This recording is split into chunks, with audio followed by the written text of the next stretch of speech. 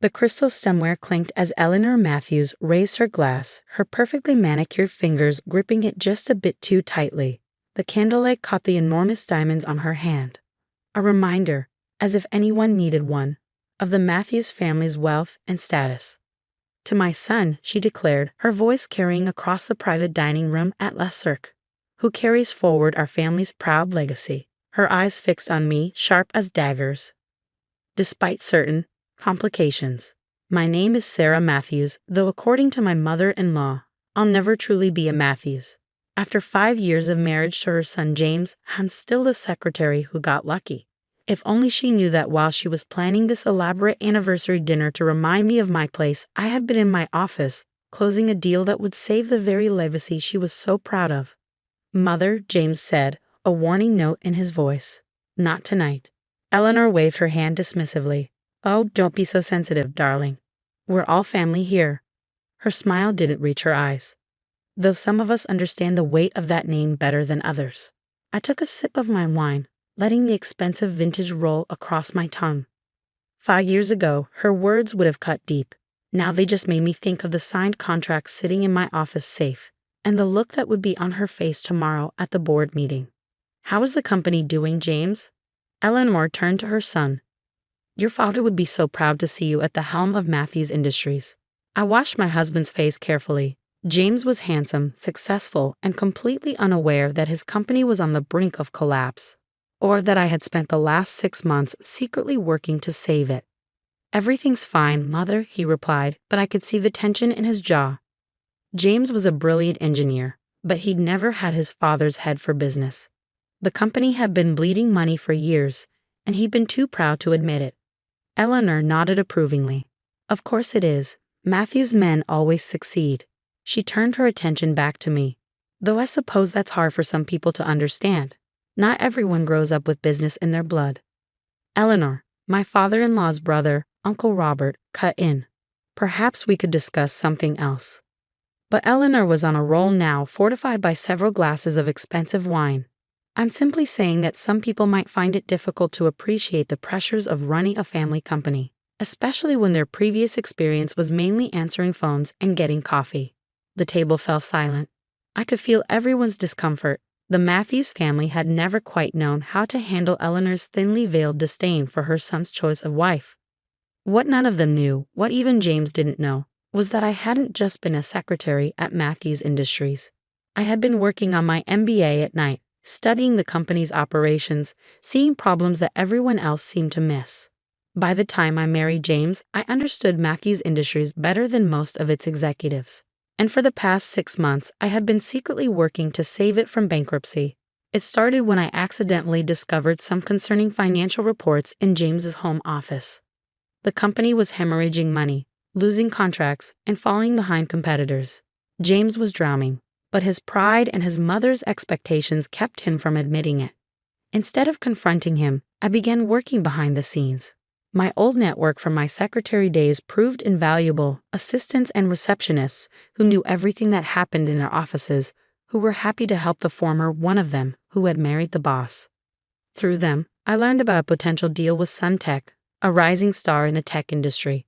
They needed a manufacturing partner for their new line of products, and Matthews Industries had the facilities they needed. The problem was, no one at Matthews had taken their overtures seriously. Suntech was too new, too different from our traditional clients. But I saw the potential. Using my connections and working through intermediaries, I spent months nurturing the relationship, structuring a deal that would not only save Matthews Industries, but transform it for the modern era. This morning, I had finally closed the deal, $50 million upfront, with the potential for billions in ongoing contracts. Tomorrow at the board meeting, when Suntech's CEO announced the partnership, everything would change. "Sarah?" James's voice pulled me back to the present. "You're very quiet tonight." I smiled at my husband, reaching for his hand under the table. "Just thinking about tomorrow's board meeting." Eleanor's eyebrows rose. "Oh, do you attend those now?" "How progressive of you, James." "Sarah's insight is valuable," James defended, though I could hear the slight uncertainty in his voice. Even after 5 years, his mother's disapproval could still shake his confidence. "I'm sure it is," Eleanor said, her voice dripping with condescension. Tell me, Sarah, what insights could you possibly offer about running a company that's been in our family for 3 generations? I met her gaze steadily. Sometimes a fresh perspective is exactly what a company needs, Eleanor. She laughed, the sound sharp and dismissive. Fresh perspective? My dear, you wouldn't know the first thing about running a business of this magnitude. This isn't like organizing the office Christmas party. I felt James tense beside me, but I squeezed his hand, silently asking him to let it go. Tomorrow would bring enough drama without adding to it tonight. Perhaps you're right, I said smoothly, raising my glass. To the Matthews legacy. Eleanor smiled triumphantly, clearly taking my response as submission. As she noticed the slight curve of my lips, the quiet confidence in my eyes, she dismissed it as the wishful thinking of a social climber who had married above her station. The rest of the dinner passed in a blur of subtle jabs and backhanded compliments. Eleanor held court, reminiscing about the glory days of Matthews Industries, when her husband William had turned it into one of the largest manufacturing companies in the country. Your father had such vision, she told James. He could spot an opportunity a mile away. That's the Matthews instinct, something that can't be learned in some community college course. Another pointed look in my direction.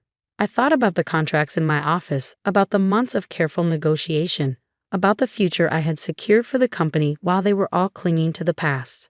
Tomorrow couldn't come soon enough. After dinner, as we waited for the valet to bring our car, James pulled me close. I'm sorry about Mother, he said softly. You know how she gets. It's fine, I assured him, straightening his tie. Nothing she says matters. He studied my face. You seem different lately. More confident, like you know something the rest of us don't. I smiled, thinking of the board meeting tomorrow. Maybe I do. Care to share? All in good time, I said, kissing him lightly. Just promise me you'll be at the board meeting tomorrow. Don't let anything keep you away. He looked puzzled but nodded. Of course. Though I don't know why it's so important, it's just another quarterly review. If he noticed my slight smile, he didn't mention it. That night, as James slept beside me, I stayed awake, reviewing the events that had led to this moment. I thought about my first day at Matthews Industries, a fresh-faced secretary with an MBA dream. How Eleanor had walked past my desk every morning without so much as a glance in my direction. How James had been different, actually seeing me, appreciating my insights, falling in love with me despite his mother's opposition. I thought about the day I discovered how bad things really were at the company. The shock of seeing the true financial statements, the realization that the company's proud legacy was about to come crashing down. The decision to act, to save not just the company but my husband from the weight of failure. Tomorrow would change everything. The question was, would they be ready for it? My phone buzzed softly. A text from Angela, Suntex CEO. Everything set for tomorrow. Can't wait to see their faces. I smiled in the darkness. Angela had become more than just a business partner over the months of negotiation. She understood what it was like to be underestimated, to have to prove yourself in a world that had already decided what you were worth. Get ready for a show, I texted back. The Matthews Industries boardroom was impressive by design. 40 stories up, with floor-to-ceiling windows overlooking the city, it was meant to intimidate. The massive mahogany table, the leather chairs, the portraits of past CEOs lining the walls. Everything screamed old money, established power. I arrived early, watching the morning sun paint the city gold.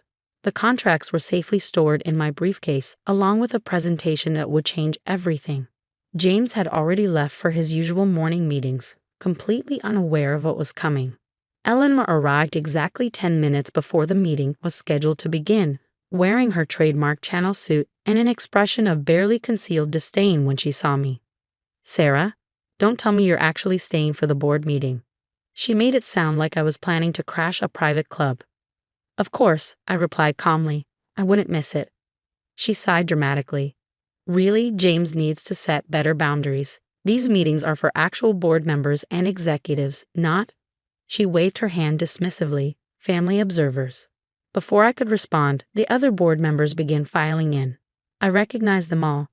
The old guard who had run Matthews Industries with William, who still saw me as the secretary who had somehow snared the boss's son. James arrived last, looking slightly harried. Sorry, got caught up in the R&D meeting. What's on the agenda for today? Theodore Wells, the CFO, cleared his throat. Actually, we have some concerning matters to discuss regarding the company's financial position.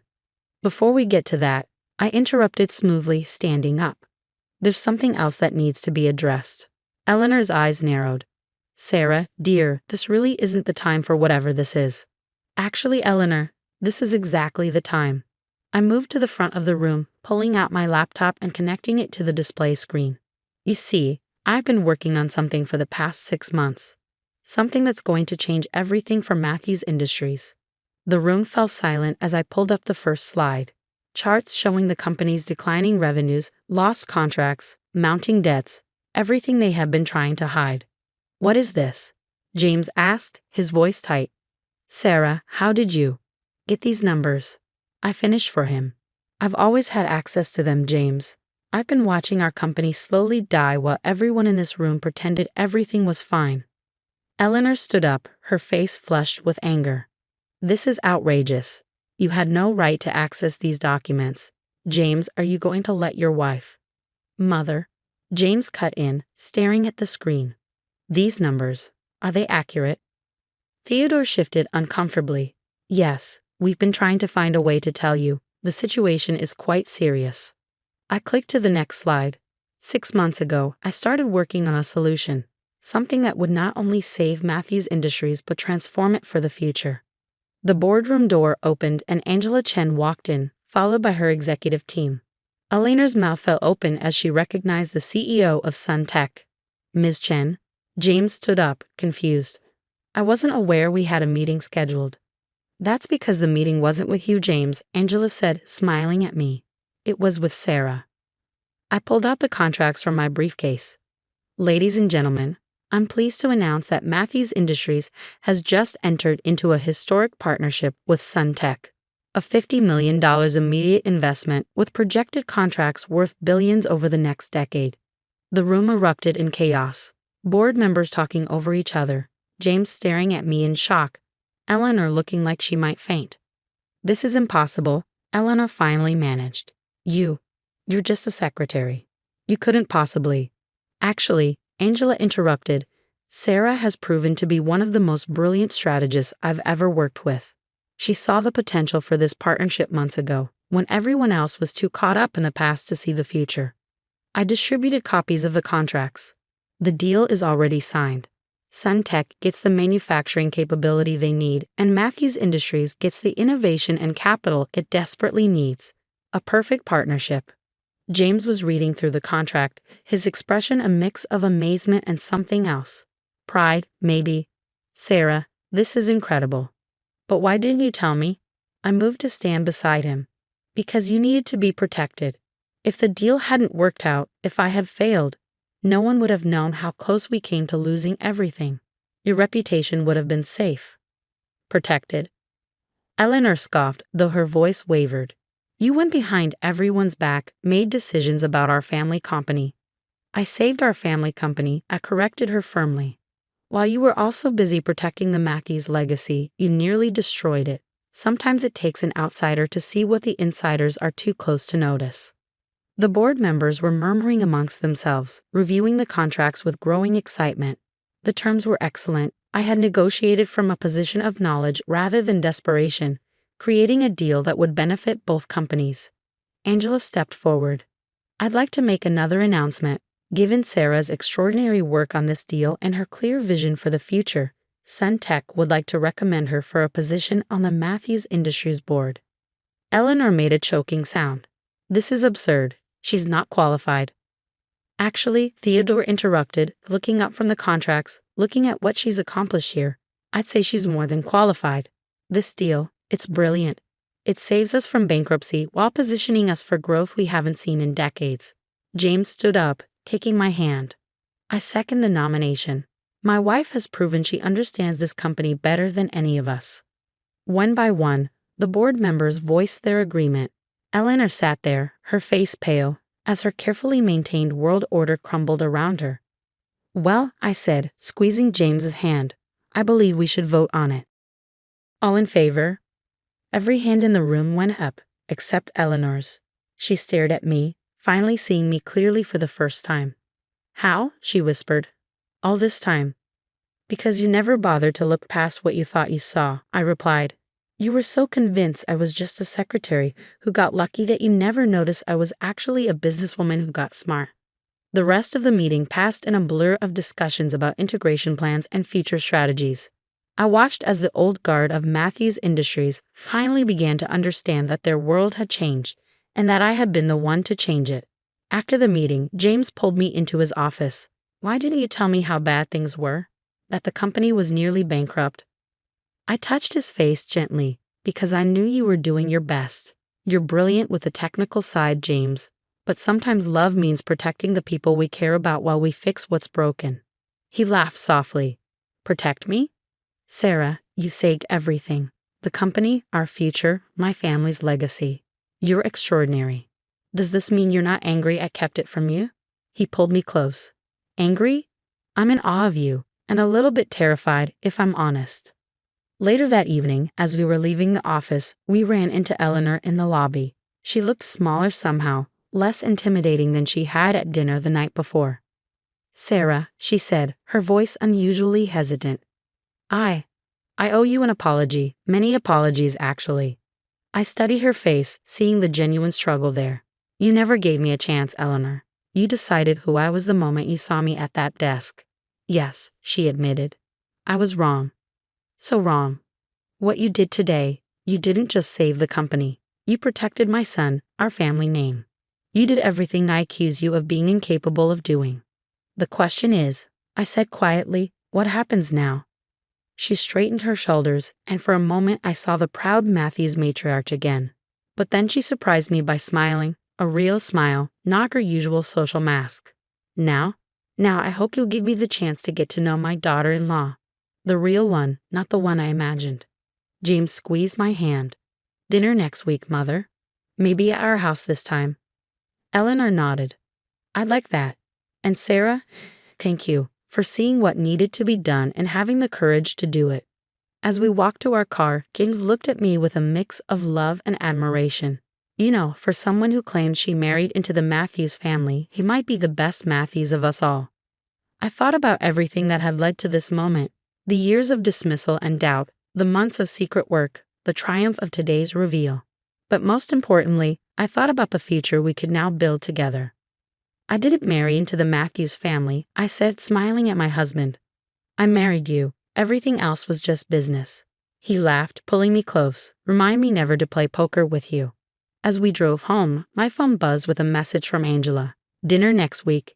We should discuss phase 2 of the expansion plan. I smiled, thinking of all the possibilities ahead. Sometimes the best revenge isn't revenge at all.